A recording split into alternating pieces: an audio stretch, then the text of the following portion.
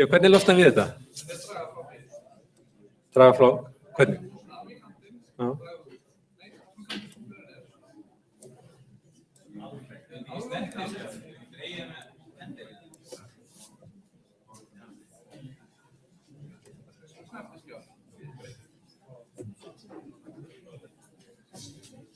Þetta snertiskjari og af hverju er ekki að gera neitt hérna?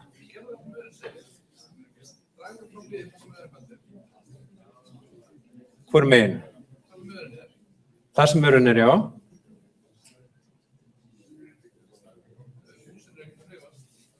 Nei, ég var líka að reyna að nota hendina.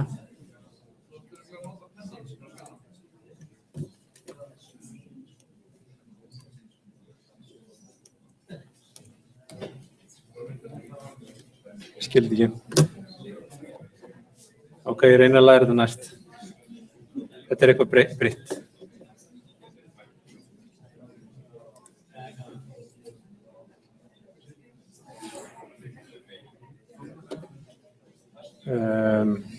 Já. Ok, svo stenglemdi líka sér að glugganum sem ég var að finna með. Það er svona þegar maður byrjar nýra á haustin, þá veit maður ekki hvað maður er að gera.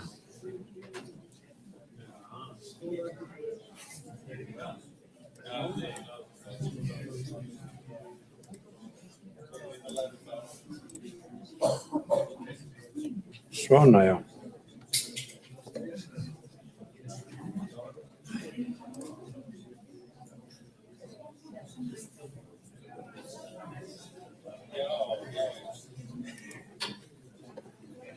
Ok, þá er þetta vantarlega komið. Hérna.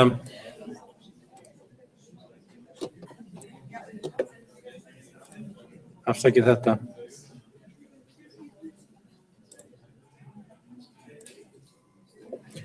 Ok, næsta atriði. Af hverju erum að stúdera þetta efni? Jú, vegna þess að þetta er skyldunámskeið, augljóslega. Ok, en er einhver aðrar ástæður? Það er jú þannig að maður er oft mótiveraður til að læra það sem maður finnur raunverulega þörf til að læra. Þannig finnst mér það og mörgum öðrum. Og þá er gott að reyna að átta sig á því hvernig, hvar kemur þetta við sögu og svo framvegis. Ég var akkurat bara í fyrradag að tala við unga stúlku sem er núna í doktorsnámi í Bandaríkjunum í einhverju sem tengist gervigreind, segja sögur og hún sá eftir því að hafa ekki lagt meira í reiknaritin og stærðfræðina vegna þess að þegar hún kemur þann út að þá kemur það náttúrulega meira við sögu heldur en hún var búin að reikna með. En þeir telja hérna upp fjölmargatriði þar sem að reiknarit eru lykilatriði. Reiknarit er eins konar vélin í tölvukerfunum. Það er ekki að allir sem þurfa að vera vélasmiðir, en það þurfa flestir að skilja svona eitthvað vélarnar, hvernig það eru virka. Hvað geta þær gert? Og allt af því sem talað upp hérna, það byggir á einhvers konar reiknaritum, mikilvægi reiknaritum. Ég mætti að sjá til að mynda öll þessi stafræna vinnsla, eins og kemur í geislaspilurum eða á iPod. Það er allt byggir á ákveðnum reiknaritum. Internetið byggir á fjölmörgum reiknaritum sem eigum við eftir að kynna okkur hér. Og mér datt í huga að fletta þessu upp okkur, hvar komur, sjáum við reiknarit eitthvað fyrir utan skólan. Því ég áskrifandi á New York Times ákveði að fletta upp okkur algoritmar, komið eitthvað við sögu. Og það er ekki svo langt síðan og þar til að þetta orð var algjörlega óþekkt og birtist aldrei í venjulegum blöðum. En núna finn ég þetta næstuð í allavega hverri viku.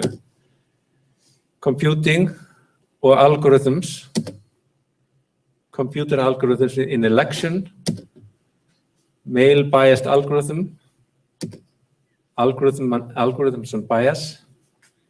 Ef þú tala við viðskiptafólk, þá þekkir algoritma, já, það er til að treyta. Nú eru svona treytingkerfi, þau eru mikill orðið byggða á einhver svona tölvum sem nota einhver reiknari til þess að ákvarða hvenær ætla að kaupa og selja. Algoritma koma við sögu eiginlega Flestum stöðum þess að tölvukerfi koma fyrir. Og hérna benda til á það að algoritmar hafa verið í þróun lengi vel, þó að þetta hafi megnaði komið birturunni bara eftir að tölvur voru uppgötvaðar, en sumir af þessum voru skilvirkar aðferðir til að gera hlutina í höndunum. Og elsta hérna þekkta reiknirít Evklíðs til að finna stærsta samdeili á tveimur tölum. Sum verkefni einfaldlega ekki hægt að leysa en maður finnir rétt reiknirít til þess að leysa það. Og við höfum að sjá núna eftir 2 vikur mjög snyrtilega gagnagreind og tengd reiknirít til þess að spyrja spurninga eins og, eru 2 punktar í neti, eru þau tengdir saman? Við getum líka litið á það sem eins konar andleg þjálfun. Þessi hérna vil meina að góð reiknirít eins og ljóð tölvutekningar. Nú, ef þið vilja vera virkilega góðir forritarar, þá yfirleitt þurfið þið virkilega góðan skilning á hvernig reiknirít virka. Linus Torvalds, sem hannaði Linux, segir slæmir forritarar hafa ágjur á góðanum, góðir forritarar hafa ágjur á gagnagrindunum og tengslin milli þeirra. Og síðan alltaf hægt að vísa í öll þessi stóru fyrirtæki sem leita mjög stíft að virkilega góðu fólki sem hafa virkilega góðan skilning á sérstaklega reiknirítum og lausnaraðferðum. Hvernig fer maður að leysa hlutin í tölvum? Og stundum getur maður flett upp á netinu einhvers konar spurningur sem eru líklegir til að spyrja og gjarnan eru það akkúrat í þeim stíl, þessi viðfangsefni sem við erum að glíma við. Þannig að það ætti að vera mjög marga góða ástæður af hverju það ætti að vilja skilja hvernig reiknirít virka. Fyrir utan ef þið væru vísindum, þá sjáum við hérna meira og meira að meðan að vísindi síðustu aldar gengu út á formúlur, það er vísindi 21. aldarinnar ganga meira og meira út á reiknirít. Það er skilgreiningin á því hvernig hlutirnir eru að virka. Ok. Þetta var námskeiðið. Nú ætla ég að tala um Java. Vil ég fá pásu? Var ég nóg? Ég að taka 5 mínútur pásu?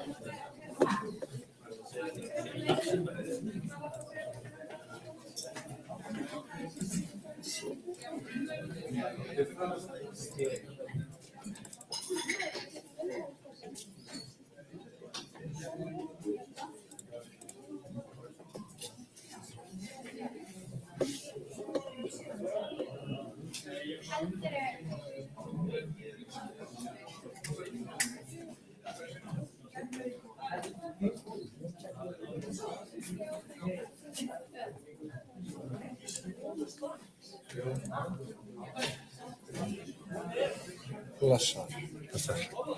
Ég smá músík. Já. Það næst að rúmast á hér. Þú ekki að finna það?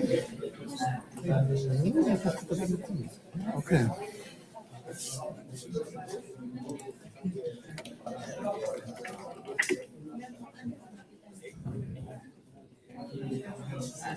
Þú veist alltaf að þig? Yes.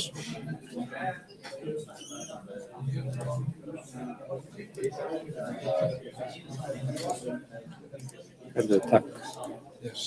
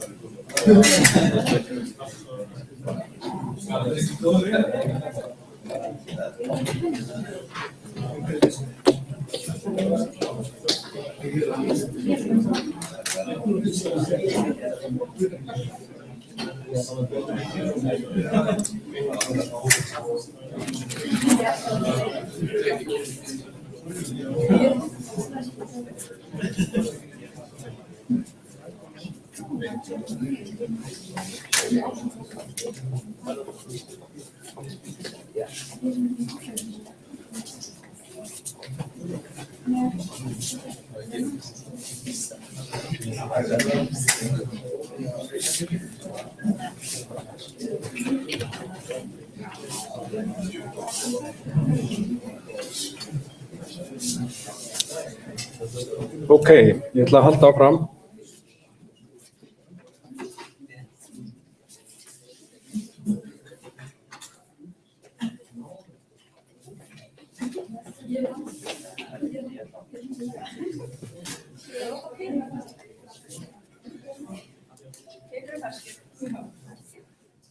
Ókei, við notum þessi námskeið í Java. Af hverju ósköpunum er að skipta úr C++ yfir Java?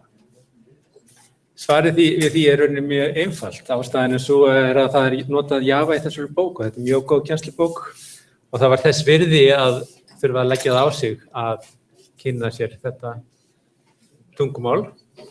En þarfir utan er það rauninni mjög hollt og gott að kunna fleiri en eitt tungumál og hafa þá reynslu að hafa þurfa að skipta yfir í eitthvað annað. Og líka vegna þess að Java er jú mjög mikið notað tungumál. Það er ekki ólíklegt að þið ættu að nota það í framtíðinni. Það er líka vel hannað, það er tiltölulega nýlegt og hefur ákveðna kosti fram yfir C++. Kosti varðandi hönnunarlega séð. Það er þægilegra tungumál komast inn í heldur en C++. Þannig að leiðin frá C++ yfir Java ætti yfirleitt að vera mjög þægileg. Það eru bara ákveðin tæknileg atriði sem eru aðeins öðruvísi, en það á ekki taka neitt voða langa tíma að setja sig inn í það. Og sér í lagi, það sem er aðal munurinn er sá að það er ýmiss konar check til að tryggja það að við gerum ekki mistök í Java sem er ekki C++. Og til að mynda, það er ekki hægt að gera delete á hluti sem við gerum new á, vegna þess að það er gert sjálfkrafa. Það er sjálfvirk ruslarsöfnun sem þýðir að maður þarf ekki að hafa áhyggjur af því. Þannig að minnisvandamálin eru ólíklegir að gerast og forritunin verður auðveldari fyrir vikið. Og eins og að gefa upp hérna að það er mikið af Java í öllum sköpunarhlutum og JavaScript og það er margt sem tengist þessum Java heimi. En það líka málið að það ekkert tungumál sem fullkomið. Við þurfum að velja eitthvað tungumál og veit eitthvað hver þessi maður hérna Bjarni Stroustrup.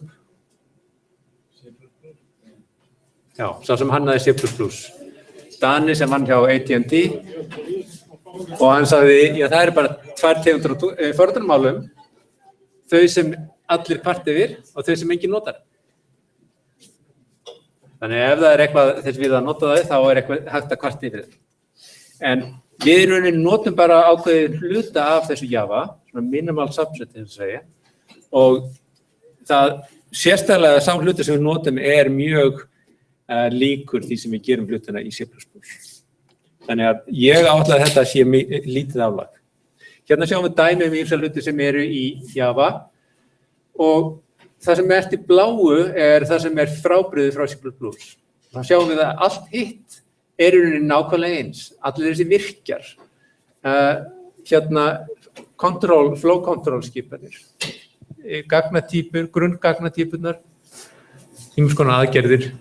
Syntaxin að mörgu leyti lítið mjög mikið til eins út. Strengir eru þarna til sem svona fullt gagnadag. Við notum ekki char array eins og í C++. Og auðvitað eru þessi söfnin sem eru notuð aðeins öðruvísi, nema reyndar starffræðisafnið nákvæmlega eins. En að innvolsi til þá þetta mikið til eins. Það eru ákveðin atriði sem við þurfum að setja okkur inn í. Þessi strengjatýpa dálítið sérstök vegna þess að þetta er svo kallað immutable data type sem ég áttur að koma inn á, óbreytanleg. Þegar þú býr til streng, þá ekki hægt að breyta honum seinna. Þú getur ekki breytt fyrsta stafnum í strengnum. Það sem við getum gert þú getur búið til nýja streng sem inniheldur allt það sem sami strengur með nema þessi fyrsti staf eru breyttur. Og það eru ákveðinir hönnunarástæða fyrir því af hverju við viljum frekar hafa gagnatýpu þannig. Og vissulega verndar það okkur meira gegn mögulegum mistökum.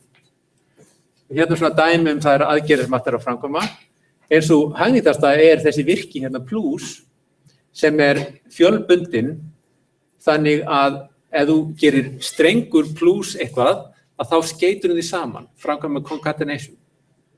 Og þú getur strengur plus tala, þá umbreytir tölunni með casting yfir í streng og skeytir síðan strengjunum saman. Þetta notum við mikið. Hérna dæmi reikniaðgerðir, nú það eru nákvæmlega eins, en við sjáum hérna aðeins líka skipulag og svona kóða. Java forrit eru öll klasar og forritið sem þú keyrir rauninni ákveðið stef, ákveðið fall inn í ákveðnum klasa og það fallið main. Það það sem þú byrjar að keyra þegar þú ert að keyra forrit. Nú, síðan koma skipanirnar, þá sjáum við hérna, integer.parseInt, hvað þýðir þetta? Og args 0, við þurfum kannski bara upp í fyrstu línunum fyrst. Við sjáum hérna public class intops, þetta ættum við ekki við public þýðir að það sýnilegt öllum öðrum, class þýðir þetta klassi, static, hvað þýðir static? Jú, þetta bara til eitt eintak af þessu falli. Þetta ekki hverjum einstað hlut af þessu gagnatagi intops, heldur bara til eitt eintak af þessu main falli hérna, sem eðlilegt, þú getur bara keyrt það einu sinni. Það einn ákveðin inngangur í það. Sem ekki void, það þýðir að það skilar ekki neinu og main fall byrja alltaf svona, public static void main og síðan þetta hérna string array args. Og þetta kemur rauninni úr C+ og C heiminum líka að argumentin færibreytandi inn í forritið koma hérna sem strengja fylki. Við getum vísað það sem args og 0. Það sem reynda breytilegt í C++ þá byrja fyrsta viðfangið í args af einum að því heitið það forritinu args og 0. Hér args og 0 fyrsta viðfangið, fyrsta færibreytan, fyrsti parameterinn. Og þá sendum við inn í fallefindi parseInt. Það sem það gerir það tekur tölu og umbreytið yfir í streng. Nei, streng og umbreytið yfir í tölu. Og það heitir í C og C++ heitir það A2I, hérna heitir það parseInt. Og það hluti af þessum klasa sem heitir integer með stóru staf. Þetta bara annað fall með öðru nafni. Þannig að við lesum inn hvað gildið, hvað fyrsta gildið, það A, gildið nr. 2 fyrir inn í B, svo leggjum við saman margföldu deilum og tökum afgang og svo ætlum við að prenta út. Og þá sem við notum ákveðna skipin system.out.println og þetta prentar út streng og síðan nýja línu. Og hérna sjáum við beitum þessum strengjaðgerðum, þar sem við tökum tölu og pluss strengur og það verður þá úr því í rauninni inntæki sem var slegið inn 1234 pluss 99, þar sem sá strengur saman. Og svo heldum áfram að skeyta þessu saman þessum mismunandi gildir. Þannig að þetta eitt lítið forrit og ekki mjög margt sem virkilega frábrugðið hvernig við gerum þetta í C++. Já. Hvað Java? Alltaf nýtt útgáfa. En það skiptir ekki máli fyrir það sem við gera hérna í þessum nafngjöf. Fylki eru aðeins öðruvísi vegna sem við búum til dýnamískt alltaf. Þannig að við fyrst skilgreinum við fylki. Þetta á að vera fylki af double, þessum fleititölum. Síðan búum við til plássið fyrir þetta fylki. Þannig að A-raunin bara bendir á fylki á geymsluna sjálfa. Við búum til geymsluna, þessi n-stök, þar sem við ætlum að geyma þessar tölur. Og síðan gefum við þeim í gildi með einfaldari lykki. Og þetta nákvæmlega eins lykki eins og við gerum í C++. En þetta aðeins frábrigði að við notum alltaf new til að búa til fylki. Það hins vegar hægt að skeyta þessu öllu saman yfir í eina stutta línu að við skilgreinum fylkið, búum það til hérna líka í þessari sömu línu og það sjálfvirkt uppástilt. Þannig öll stöki fá gildi 0. Það gildi með gagnataugu Java, þau eru alltaf uppástilt. Þannig að það engin sérstök ástæða til þess að búa til. Nú tvíví fylki líka auðvelt að búa til og hérna fáum við í rauninni þetta einvítt fylki af einvíði fylkjum. Þannig að hvert undirfylki fyrir sig getur verið af mismunandi lengd. Þetta ekki bara matrisa sem er til í minni, hún bara eins og ein runa, þannig að maður getur notað svona reiknaaðferði til að finna hvað næsta stak er. Þetta þetta fylki af fylkjum.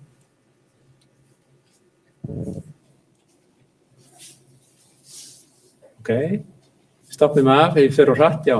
Finnst þér virka að nota þessa gömlu aðferð eða svona, finna þá stak og svo vera að nota C++, þessum offsettum og svoleiðis? Nei, ekki með tvívífylki, nei. Það ekki búið upp á þá útfærslu á tvívífylki. Og Java reynir akkurat að forðast allt svona offset-reikninga. Nú, við ætlum að tala um inntak og úttak og rifja þess upp að hugmyndi skipanaugliki. Þið þekkið sjálft hérna á command.exe, þá fáum við upp svona skipanalínu. Og þá getum við notað til þess að keyra forrit, við keyrt hérna Java þýðandan á Java forritið. Það eitt stíl til að vinna hlutina. Og síðan getum við keyrt Java til þess að túlka síðan kóðan. Ég er reyndar ekki búin að koma að orðum að því, en Java semst eins konar túlkað mál. Það að segja, þýðandinn þýðir Java yfir á Java bæta kóða, sem eins konar svona millitungumál sem hægt að flytja milli tölvukerfa. Þannig að það sem sagt system independent. Það þýðir ekki yfir á native kóða sem .x skráður eins og C++ gerir. Og þess vegna þessi Java forrit notað til þess að túlka rauninni þennan bæta kóða sem þýddur. En ef þið notið GUI þá sjáu þið engan mun. Það getur hins vegar gott á og til að rifja upp hvernig hægt að gera hlutina í þvermálglugga. Það hefur ákveðna kosti stundum. Nú, það sem að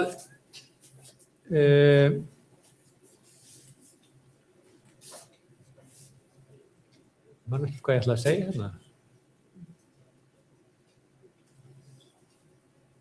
Já, þetta bara að segja hlutir sem þið þekkið. Println það sendir út á standard úttak, þið kannastu það. Það sama sé out í C++. standardglugginn þegar þið keyrið út á terminal, þá bara brentast það á terminal gluggunum. Fer ekki út inn eina sérstakar skrá. Sama ef þú notið C-in í C++, þá til samskonar hérna í Java til að lesa úr frá lyklaborðinu. Og það það sem við tölum þegar við tölum command line input og standard output. Nú, standard og Java erfið þessa hugmyndafræði sem kemur frá C++, kemur frá C gegnum C++, að það að sé svona staðalinntak og staðalúttak og skipanarlínu kom hérna inn við líka.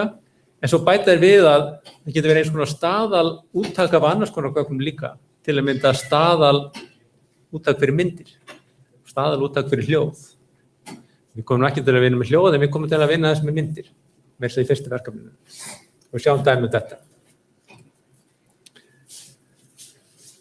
Og, ég man ekki hvað ég segi þetta, en hérna hérna dæmi þessar skipanir, það sem þeir hafa gert hérna í þessum fyrir þetta námskeið, eða þeir við þessi fyrstu 2 námskeið saman, þeir byggu til svona ákveðið safn af rútín, já. Já.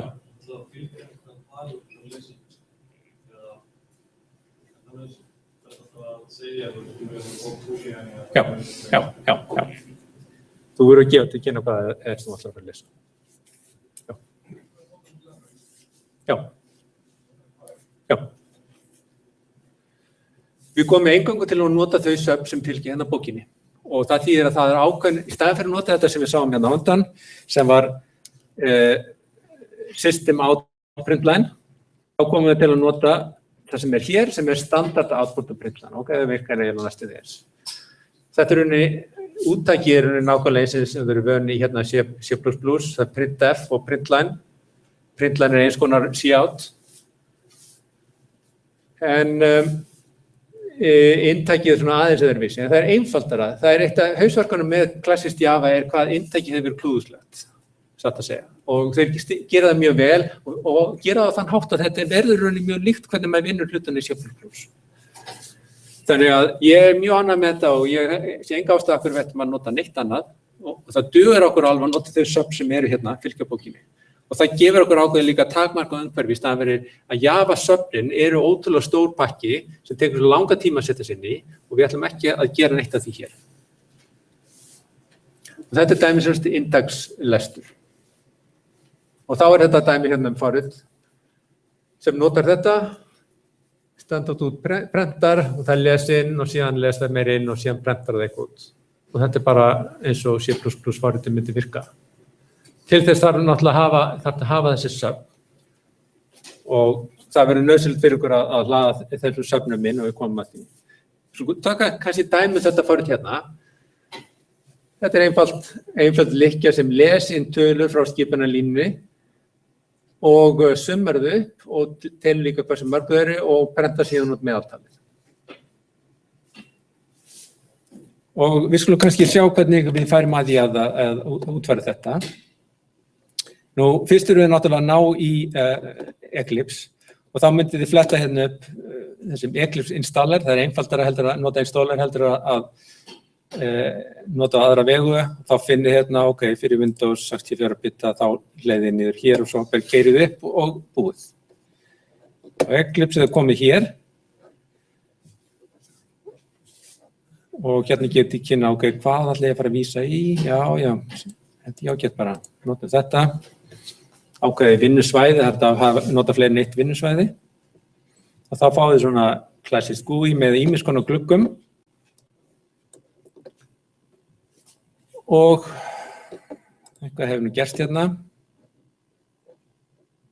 Já, þetta kannski ekki alveg nokkuð hugmynd hjá mér. En það sem ég ætla að gera að ég ætla að byrja því að búa til project. Það getum kallað einhverju nafni og það dugur að hafa eitt projekt fyrir allt námskeiðið. Það sem við gerum síðan er við búin til pakka og það ágætis að hafa sér pakka fyrir hvert verkefni. Ég ætla að kalla þetta bara test hérna. Síðan ætla ég að búa til, inn í þessum pakka þá ætla ég að búa til klassa. Kalla þennan klassa average. Þá fæ ég upp hérna, skapalón til þess að fylla inn í. En þetta, í stað fyrir að kópíra þetta af slæðunum, að þá ætla ég að fara hérna á vefsetrið bókurinnar og finna það hérna undir þessu hinni bókinni, Intro to CS. Þar finn ég akkurat í kóðanum þar, dæmi þetta, average. Nei, hvað er þetta? Python. Já, þeir eru með þetta Python líka. Þetta er programming í Java, allt í lagi. Kóðinn, average, það er hér. Hérna sjáum við þetta snyrtilegt sett. Það er sýnt alltaf hvernig forritið er keyrt, hvernig það er notað, dæmi slík eina keyrslu. En við sækjum kóðan hérna og getum bara kópíra hérna og fyllt hann inn í. Þá er komin. Og þá ítum við að taka til þess að þýða, en við sjáum strax að það er villa. Af hverju er villa? Standard in cannot be resolved. Hvernig stendur á því? Já. Ég ætla að nota þetta library, ég er ekki búin að segja hvernig það á að finna þetta library. Þannig að við þurfum að koma fyrir library hérna einhvers staðar. Við getum gert það með því að búa fyrst hérna til möppu þar sem við geymum svona library. Það er einlið allavega. Og inn í það möppu ætla ég að setja þessi library. Hvar finn ég þessi library? Jú, við fer aftur í bókin okkar, undir kóða, þá kemur fram hérna. Ég ætla að hlaða öllu safnum niður í ákveðinni jarskrá, sem er svona safn af föllum, já. Já.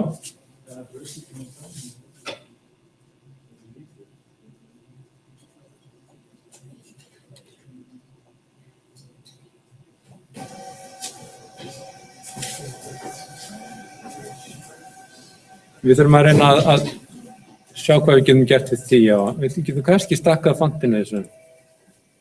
Svona. Betra.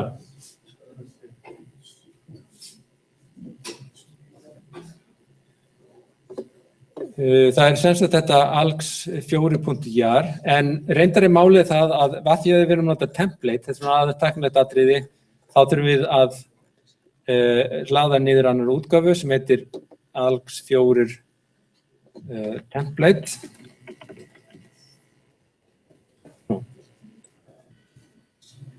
Nei, package, fyrirgefðu. alx4 package.jar.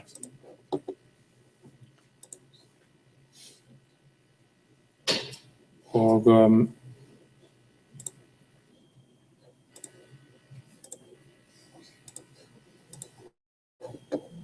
þá ætla ég að færa það hérna yfir í þetta. Þá getur bara fært hann hérna, taka þetta fyrir útgáfuna, fært hann inn í þessu möppu og þá er það komið þarna. En þá er ennþá þessi villa.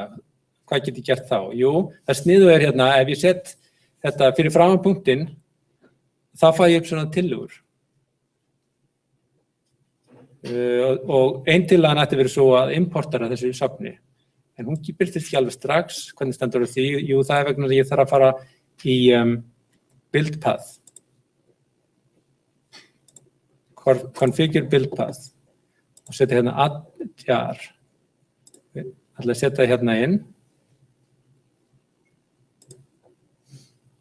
Ég ætla að bæta við þessu jar hérna. Þá veit hún af þessu. Og nú þegar ég kem hingað,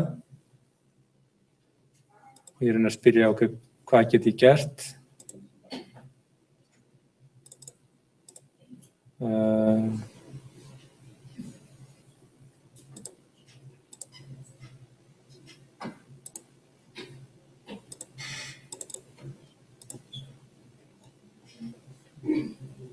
Að þá á ég að geta núna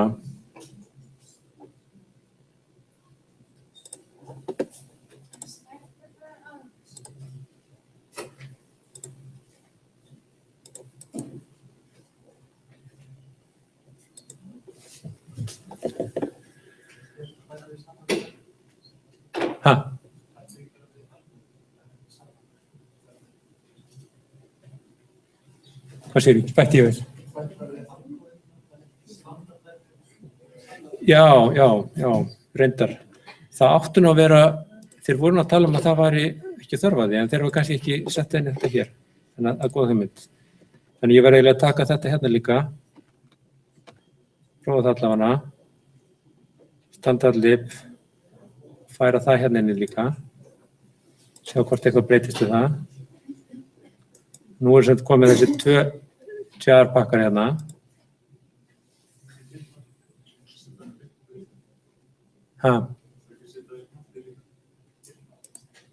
Jú, rétt, já.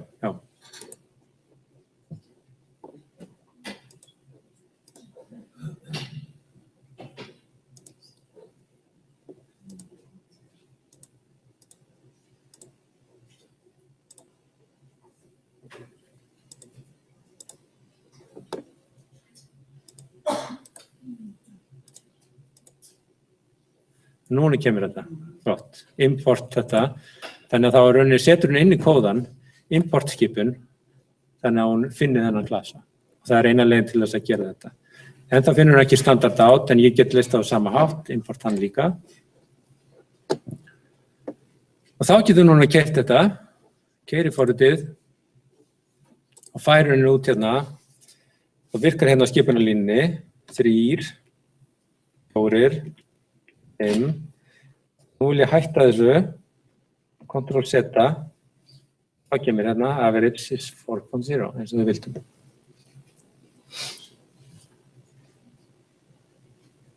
Ok, þetta var einfalt dæmi þetta.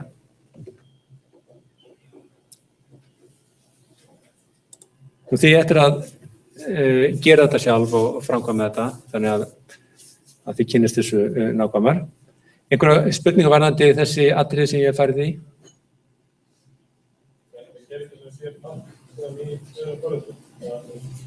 Fyrirgefðu? En þetta sem sér pant á í öðrum forritum, eins og bara kallan á afleitt úr þessu klassa?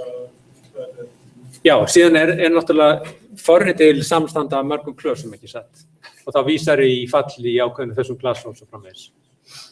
Og það kemur rauninni að vissuleyti eins og í C++, þá kemur það tvennu tagi. Þú getur annars verið með klasa sem er með einhverja aðgerð sem þá býrð til hlut af því tagi og beitir einhverja aðgerð á hlutin. Eða þú býrð til svokölluð statikföll og þá ertu rauninni með eins konar safn af einhverjum statikföllum og þá getur keyrt það beint án þess að það sé nokkur hlutur til af því tagi. Og ég mættur að sjá dæmið þetta.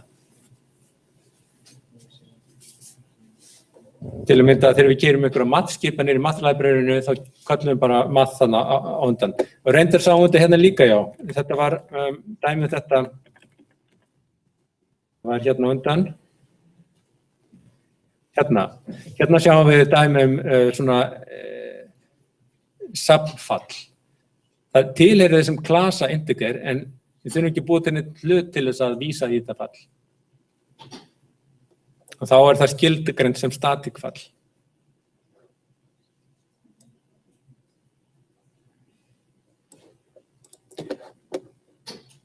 Og svo kemur það að teikningunum, það er alltaf gaman að teikna. Og hérna fylgir þessu staðalsafni, það fylgir líka teiknisafn. Og þar er hægt að gera ýmsa hluti, það er náttúrulega hægt að búa til línur og hringi og kassa og svo framvegis. Og flóknari einingar. Og síðan er þetta að stilla staðsetningu, stilla skalan, stilla stærðina á pennanum, eða það er að segja línunum, þykktina, breyta litnum, breyta fontinu sem maður notar. Og að lokum þarf maður að nota beita sér skipinu sjó, þá sýnir hún myndina sem þú ert búin að safna upp. Og það merkilega er að með því að nota þessar einföldu skipanir á einfaldan á, þá er þetta gerðilega líka flóknari hluti. Það er að gera animation með því að einfallega bara að sýna myndina, bíða aðeins, breyta henni og sýna hann svona aftur. Af því að auga nemur ekki, það er eins og kvikmyndi virka ekki, það er ákveðin margir rammar á sekundu, það virðist vera eins og samfellt flæði vegna þess að svona á þeim hraða það virðist fyrir auga að vera samfellt. Og hérna er einfalt dæmi bouncing ball kallar það, þetta kemur líka úr inngangsnámskeiðinu, þá með svona bolta sem ferðast í einhvers konar kassa. Maður myndir halda svona animation var í svona sæmilega flókið, en þetta alveg merkilega einfalt. Það einu sem þarf að gera að þú bara ferðast eftir ákveðin átt og svo þegar að þú kemur út af enda kassans, það bara breytir átt. Það í staðinn fyrir að fara alltaf til hægri, þá fer það áfram til vinstri. Svo þegar kemur efri hlutunum í staðinn fyrir upp, þá fer það niður.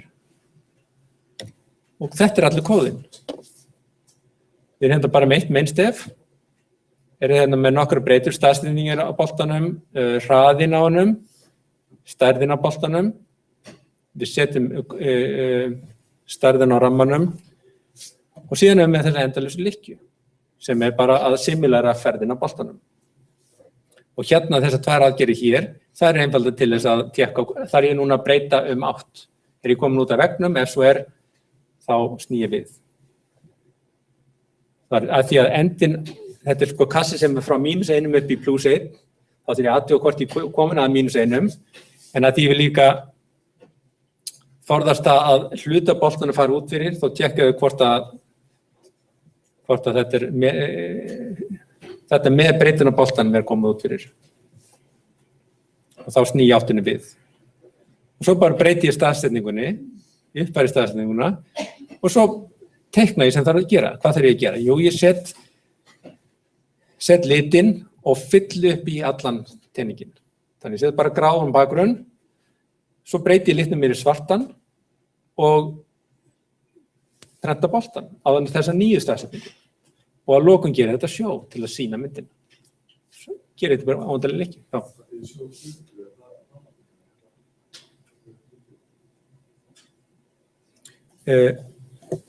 Nei, þetta víst, ef þú gefur þetta þá farið svona animation, þá farið eins konar bið tíma. Þannig að þetta gefur ykkur 50 millisekundur víst, 20 rammar á sekundu. Og þetta forritið líka þarna til og við skulum prófa hvort við getum ekki náð að framkvæma þetta líka. Þetta bouncing. Nei, af því að við erum með ALX 4 kóðan, ég ætla að fara í Intro to CS kóðan þar.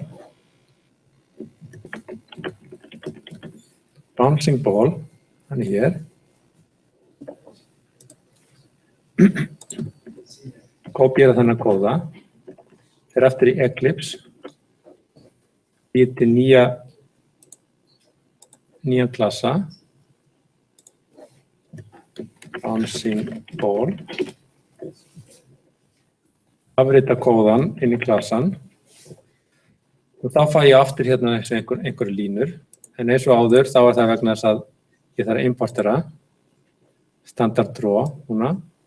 Það virðist vera eina sem ég þarf að gera. Og hvað svo? Gera S. Tadan!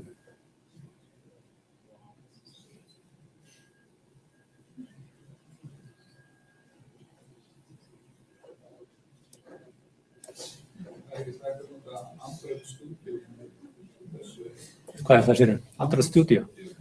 Þekki það ekki. Það auðvitað, við erum með svo lítinn grunn í Java, en auðvitað hægt að bæta við alls konar sögnum og gera flóknari hluti. Já, umhverfi, já, það má vel vera. Þekki það ekki. Það eitt sem sniðut við þetta að sem sagt, oft, ef maður notar Java til að gera einhvers konar teikningar, þá þarf maður að búa til, það töluverður handleikur að gera þetta í grunn Java, ef þú ert ekki með þetta standard draw sub. Þú ert að búa til þennan ramma, inn í honum þarf að búa til einhver svona panel, þú ert að búa til þetta menu, þú ert að teikna, við erum að tala einhverja 20 línur, bara til þess að byrja. Og þetta allt tilbúið. Leið við gerum eina teikniskipun og síðan bara sjó, þá þetta komið. Og eitt af sniða við þetta það, að þegar þið búin að teikna, þá getur þið gert save. Getur vist að myndin ykkar, testpunktur, annarkvort PNG eða JPEG og Vistu myndina, sjá hvað varð hana.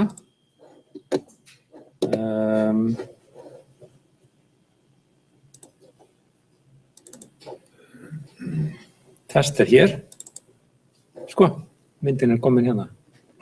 Og þetta náttúrulega bara eitt ákveðið instant þegar við sefiðum myndinni. Nei.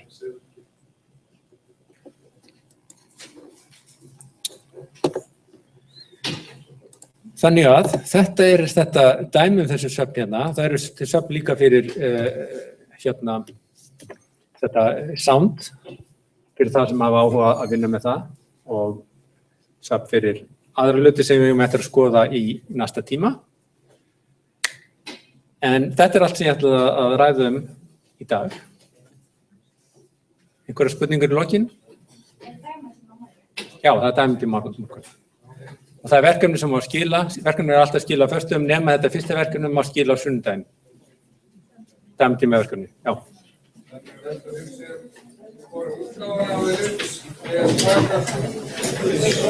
Ef þú notar hann innstæðlega, þá held ég sé mjög einfalt.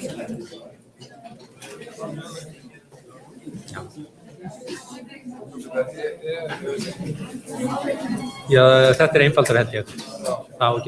Þetta eitthvað enterprise eitthvað útgáfa held ég. En það eins og segir, þetta ekki innstæðlegur útgáfa. Þannig að hérna þarftu sjálfur að sjá að setja hlutanir rétt á mappu og búa til tengsl við þetta. Það sjálfsögur ekkert mikið mál, en það er aðeins einfaldara að keyra þennan installer. Nei. Þú flettir Eclipse installer.